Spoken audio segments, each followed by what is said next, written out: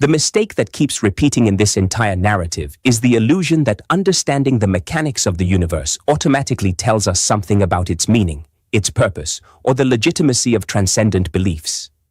Describing the age of the Earth, the vastness of galaxies, or the elegance of cosmic evolution does not disqualify religion. It simply describes the stage on which human consciousness appeared.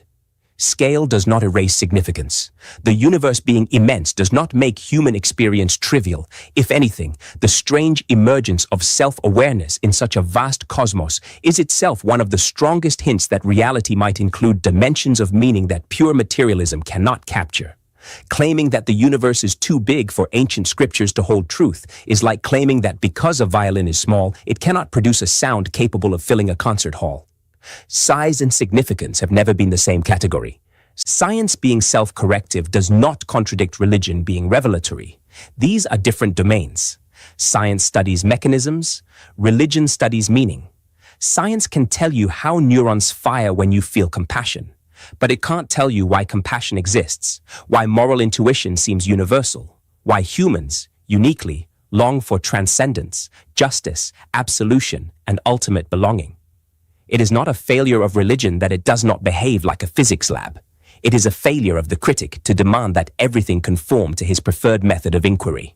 The claim that religion is static and cannot evolve is contradicted by thousands of years of commentary, councils, law codes, mystical traditions, theological schools, reinterpretations, and philosophical expansions, far more adaptive and self-examining than this caricature allows.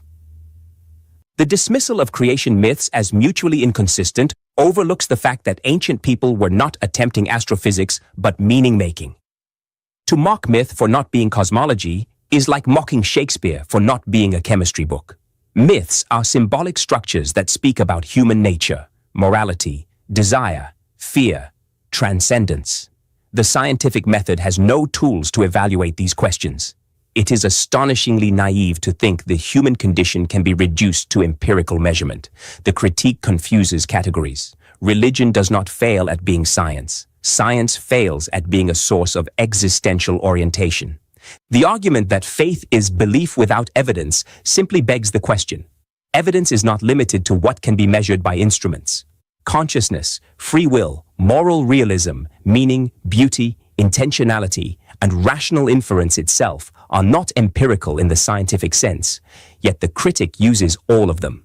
If you demand laboratory-style proof for ultimate metaphysical questions, you will only ever get silence because you are asking the wrong tool to answer the wrong type of question.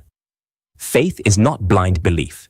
It is trust based on cumulative experience, intuition, moral resonance, testimony, historical continuity, philosophical coherence, and inner transformation, the same types of evidence people use every day to trust love, justice, friendship, ethics, and purpose.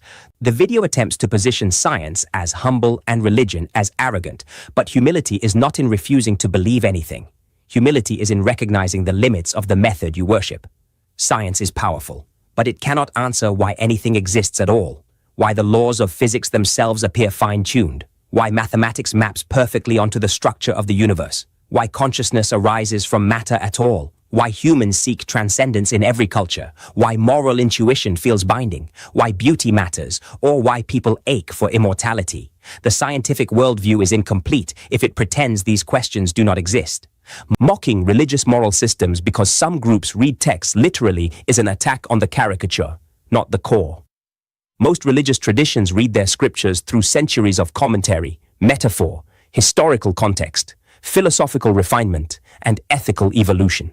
The idea that a believer simply reads an ancient book like a recipe manual is a simplistic stereotype that only reveals unfamiliarity with religious scholarship. Literalism is not the essence of religion. It is one fringe interpretation that exists in every ideology, including scientism, which breeds its own fundamentalists who treat any metaphysical question as superstition. The appeal to democracy needing scientific literacy is not an argument against religion. It is an argument against ignorance. Religious people have founded democracies, abolished slavery, built universities, advanced human rights, and created humanitarian movements. The issue is not religion, it is uncritical dogmatism. And dogmatism is not limited to religion. It infects politics, ideology, nationalism, scientism, and even skepticism. A society that worships science without understanding its limits becomes just as vulnerable to manipulation as one that rejects science entirely. The critique that religion becomes dangerous when it makes claims about the physical world is correct and irrelevant because serious religious thinkers have long interpreted these passages metaphorically. Augustine, Aquinas, Maimonides, Al-Ghazali, Averroes all argued centuries before modern science that scripture must be read in light of reason and experience. The claim that believers refuse metaphor or nuance is historically uninformed. The dismissal of God as too ambiguous ignores the fact that the critic uses the same word to attack wildly different ideas. He conflates the anthropomorphic deity of folk religion with the metaphysical ground of being described by classical theism, the unconditioned source of existence itself. When Einstein or Spinoza speak of God, they are not speaking of Zeus. When Aquinas speaks of God, he is not speaking of a man in the sky. The refusal to distinguish concepts allows the critic to knock down straw men and claim victory. Invoking emotional vulnerability around death as a reason to distrust belief is another confusion. Desire does not invalidate truth. We desire food. That does not mean food is imaginary. We desire love.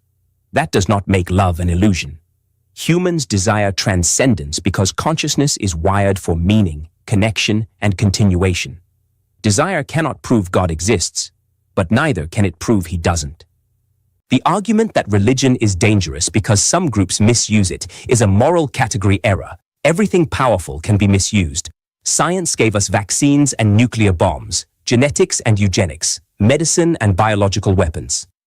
If the existence of extremists invalidates an entire domain, then science, politics, philosophy, and art would all collapse. The same critic who condemns religious extremists never applies the same standard to atheist regimes. Stalin, Mao, Pol Pot, North Korea, all explicitly hostile to religion, all secular ideologies that murdered tens of millions. The critic dismisses these as irrelevant, but they represent precisely what happens when transcendent moral anchors are removed and power becomes the highest law. The argument that we must rely on science alone to shape morality is incoherent. Science can describe what is. It cannot prescribe what ought to be. Describing the chemical structure of love does not tell you why love is morally superior to cruelty. Describing evolutionary pressures does not explain why genocide is wrong. You cannot derive a moral obligation from a molecule. Meaning is not reducible to DNA.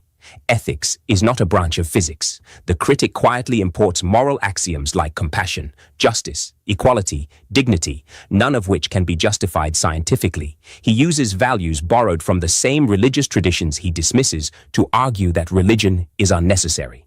The idea that religion must be rejected because ancient writers had limited scientific knowledge is like saying justice should be rejected because Aristotle didn't have modern psychology. Truth is not invalidated by the date when someone discovered it. Humans have always sought explanations beyond themselves. That instinct is not primitive. It is human. What the critic ultimately offers is not a neutral scientific view, but a metaphysical assertion disguised as science, the belief that only material explanations are valid.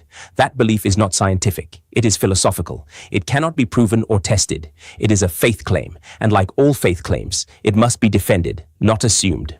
The deepest irony is that the critic says we must use skepticism against authority, yet treats his own worldview as exempt from scrutiny.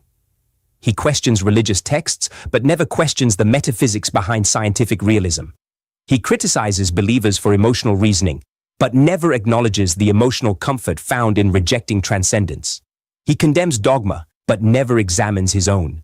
He dismisses sacred stories, but clings to the myth that science alone can guide morality or meaning.